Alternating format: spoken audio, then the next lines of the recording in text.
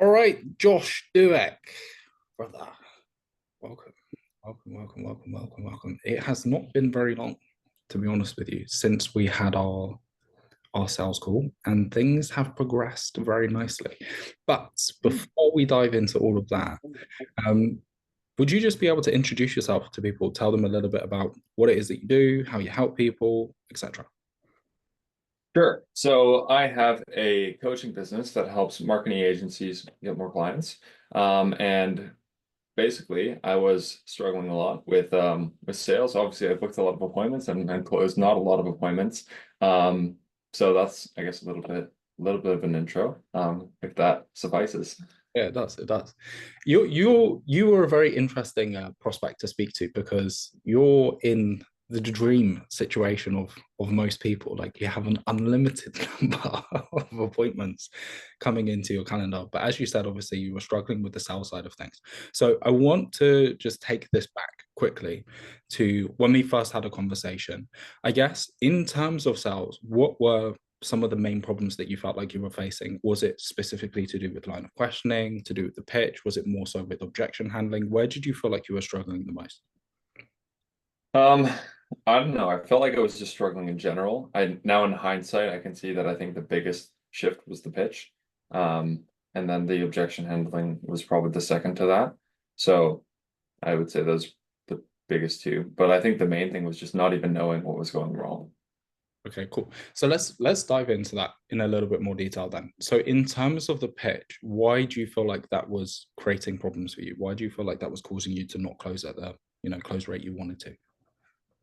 I feel like the biggest shift happened when um like I always hear from like everyone that teaches sales. It's like um sales is the transfer of emotion, but I never like actually understood what that was until you like showed me basically, and I was like, oh, that makes sense. Because and then I looked back at all my calls, and I was like sounding like a dead robot when I was like even explaining my product. It's like, wow, I don't it doesn't even sound like I care about this thing. Why should anyone else, right? And as soon as I changed that, that was like the biggest change Okay, cool. ever. So there's an element of this which is obviously like down to paradigms and mindset as well, and we can jump into that in a second. But coming over to the objection handling piece, where do you feel like you were struggling before with objection handling? Before it was kind of just like I guess I had kind of had an understanding of like what I was supposed to do, but I would didn't like have it as like I didn't know exactly what to say at every single point in time. Whereas with after going through the program, like I knew like if basically if someone said a certain thing or if something happened, like I knew exactly like and now I'm pretty confident, know exactly what to say. Obviously, I need to drill the script still more. There's a long way to go, right? But like I know what to do now. Whereas before I was just like, I kind of should probably do something like this. Like it wasn't very clear what I felt like. Yeah, I guess basically if that answers the question.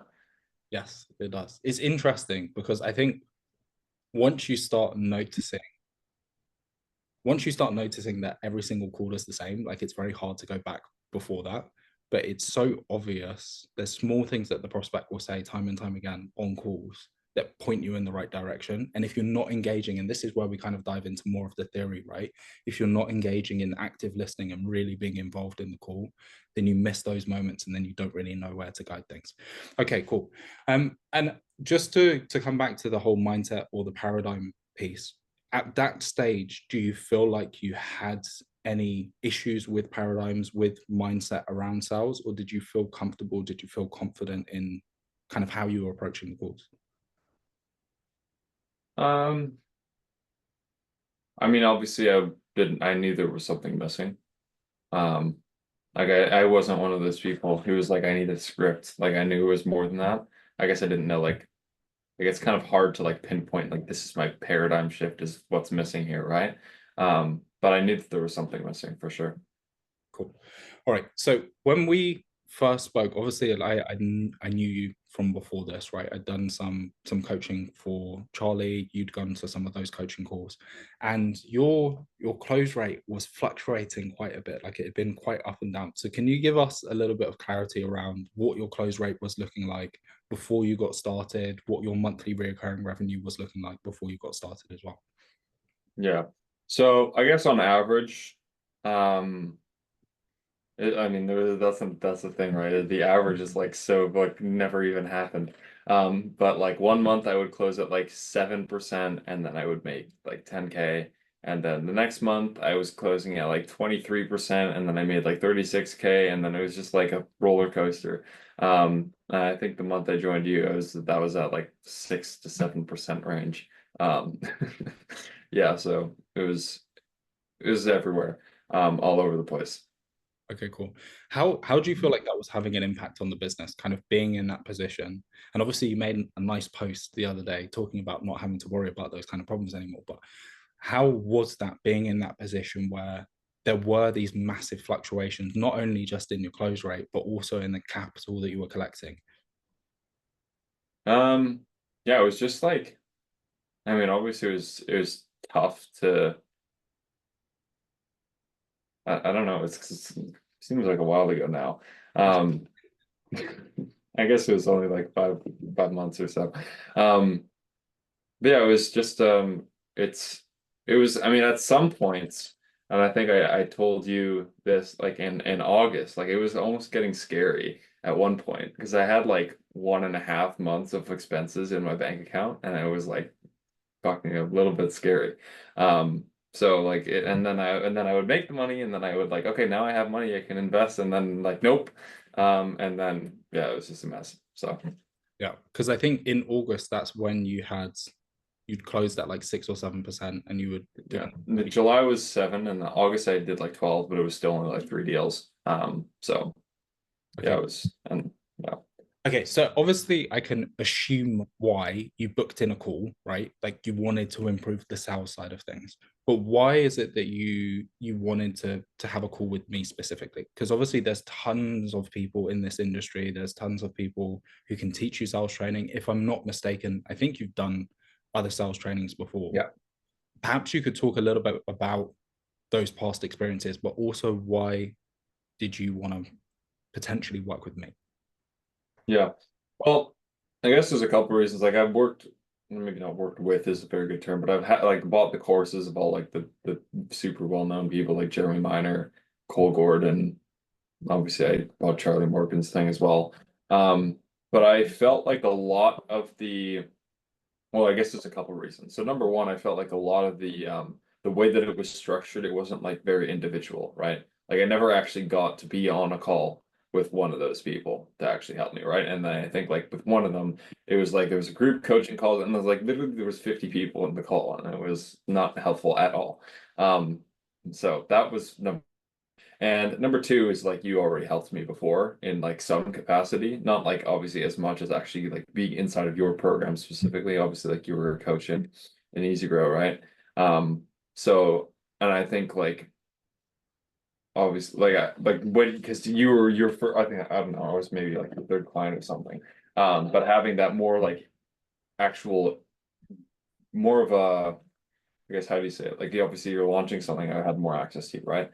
So I think that is like the big like those two things combined were definitely the biggest reasons why I guess I trusted you and why I felt like this would work. Okay, cool.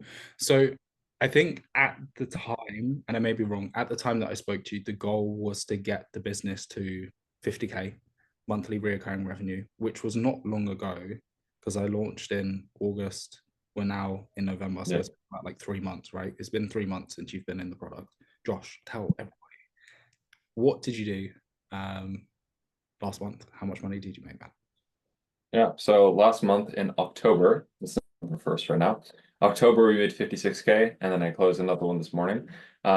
So that was we did it basically. Now it's 100K. So now we gotta see if he can help me close or hire closes as well. And maybe hopefully I'm good enough to see someone else to do it. But yeah, we pretty quick time. And it's not like It's like it's one of those peaks again.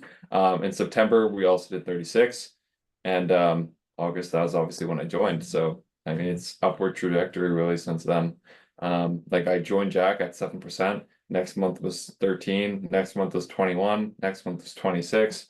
And no doubt if I continue to keep doing this, maybe I'll just hire soon out of pain avoidance and I won't get to see my potential for sales. But if I'm sure if I kept doing this and putting in the work, it'll be above 30 in a month or two. I think this is the most exciting thing, right? Because you're actually making meaningful progress because it's reflected in the data. You're seeing the amount that you're making every single month going up. You're seeing your sales conversion rate going up.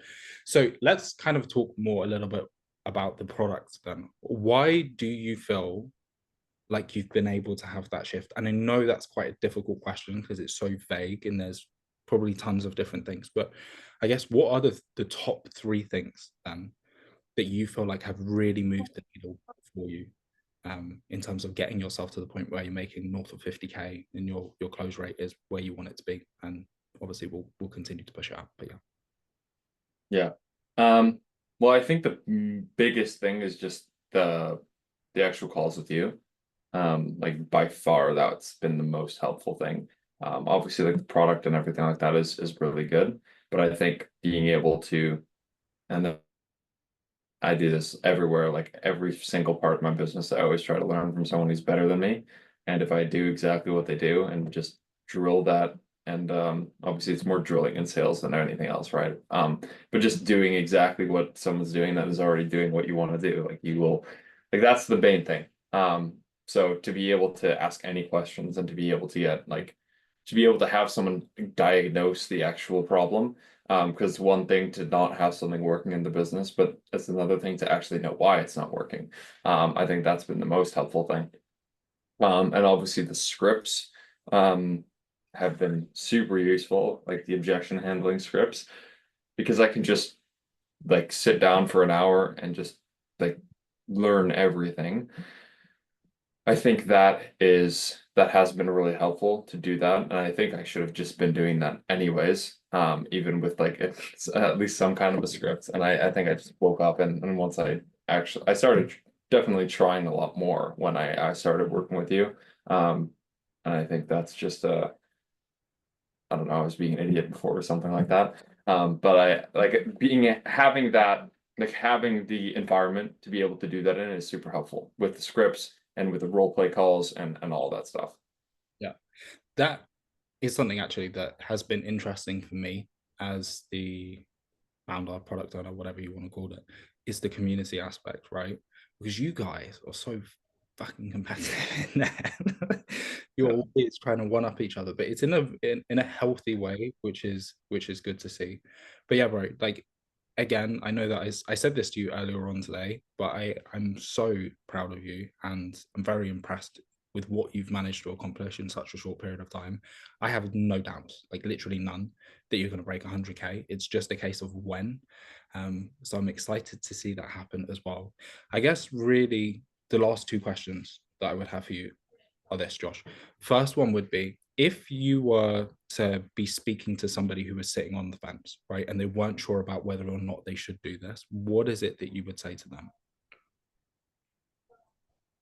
I mean, I could just say do it, and that would obviously be the most concise way of saying it. But what I would really say is,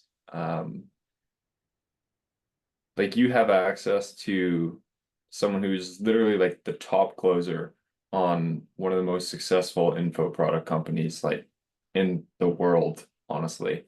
And not like he can actually like he's obviously been able to help a ton of people actually do it. So it's not like he's just the solo killer that doesn't know how to interact with anyone. But he's like I can just say all this stuff, right? But you like you really are people that I've worked with and I've talked to and I've learned from, like the absolute best in every regard.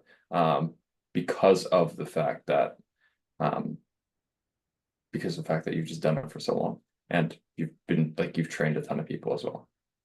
Cool. And I think you train the people on Easy Bros team too, right? So like he's done.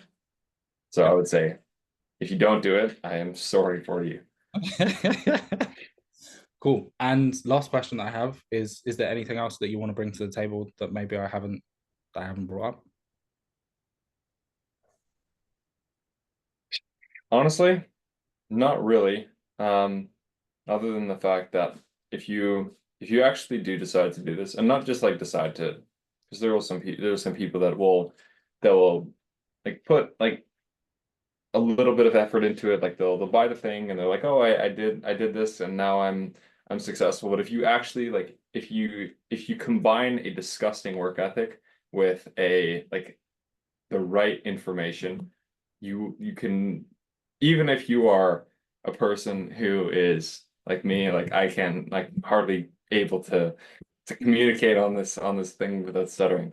But if you are like super introverted, and even if you're like the war, you feel like you're there's some people who are born with like natural sales ability. I'm like born, if there's an opposite of that, that's what I was born with. So if you put in the work with this information and with the right mentorship, you can you can accomplish quite a lot. And closing at 25% now, which I didn't almost thought wasn't possible. So yeah, that's what I would say. And I would agree with you, right? Because it's, all well and good for me to come on here and say my product is sick, it's the best thing in the world, but there is a lot that comes down to the individual as well, and you wanting it and you putting in the work and being serious about it. And so I think that that's a very good point as well. But again, bro, I appreciate the time. I cannot wait to see what happens next. I think both you and I know we pace this out a couple of years, you're going to be at the point where you're doing 1 million a month, and then who knows what happens. But again, well done for all the Yep. hard work that you've put in, and I look forward to seeing you succeed even more. All right. All right.